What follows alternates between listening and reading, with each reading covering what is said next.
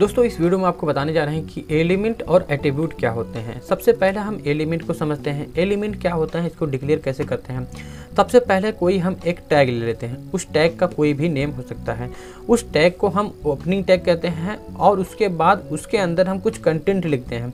Content लिखने के बाद वही टैग को हम यहाँ पे क्लोज कर देते हैं, उसको हम क्लोजिंग टैग बोलते हैं। और जो स्टार्टिंग वाला है उसको ओपनिंग टैग बोलते हैं। अब ओपनिंग टैग और क्लोजिंग टैग के बीच में कुछ कंटेंट पाए जा रहे हैं, उसको कंटेंट बोलते हैं। और opening tag, closing tag, content, इन तीनों को इकट्ठा करके सबको एक नाम दिया गया एलिमेंट। एलिमेंट बोला गया। थोड़ा सा और बेहतर समझते हैं एग्जाम्पल के थ्रू समझते हैं।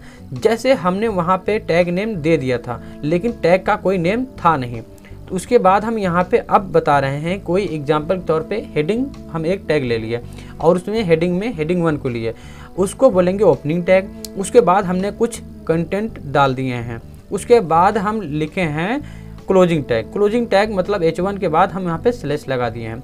तो ये जो ओपनिंग टैग, क्लोजिंग टैग और कंटेंट, इन सब को मिला दिया जाए, ये क्या कहला रहे हैं, एलिमेंट। लेकिन ये किसके एलिमेंट हैं, हेडिंग 1 के एलिमेंट हैं। तो आपको समझ में आया है।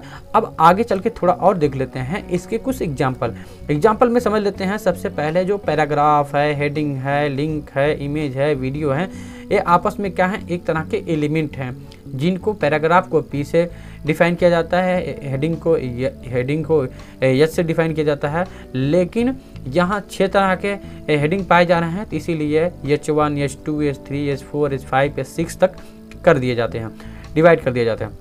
आगे थोड़ा देख लेते हैं एट्रीब्यूट को डिक्लेयर कैसे किया जाता है और उसके साथ साथ उसके कुछ एग्जाम्पल देख लेते हैं।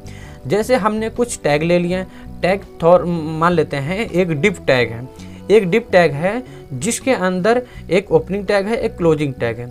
ओपनिंग टैग के अंदर हम लिख देते हैं क्लास और फिर यहाँ पे main, class equal to double dot comma के अंदर मेन, और उसको हम क्लोज कर देते हैं। और जो क्लास है इसका नाम किस नाम से जानते हैं, नेम ऑफ एट्रीब्यूट।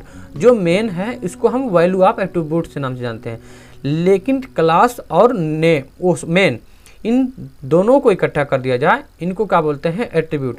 और एक बात और ध्यान दीजिए, सबसे बड़ी बात ये होता है कि आपको ध्यान रखना होगा कि जो एट्रीब्यूट हैं वो हमेशा ओपनिंग टैग मतलब स्टार्टिंग टैग के अंदर रखे जाते हैं, ना कि क्लोजिंग टैग।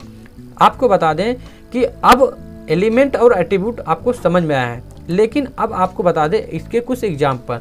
हमने क्लास के कुछ एग्जाम्पल दिए थे, लेकिन आपको आईडी, एसआरसी, स्टाइल, ऐसे बहुत तरह के जो एट्रीब्यूट्स के एग्जाम्पल हैं, आप अगर देखना चाहेंगे यूट्यूब पे या गूगल पे बहुत सारे ऐसे एग्जाम्पल मिल जाएंगे। लेकिन हमने समझाने के तौर पे कुछ एलिमेंट के, कुछ एट्रीब्यूट्स के एग्जाम्पल दिए हैं।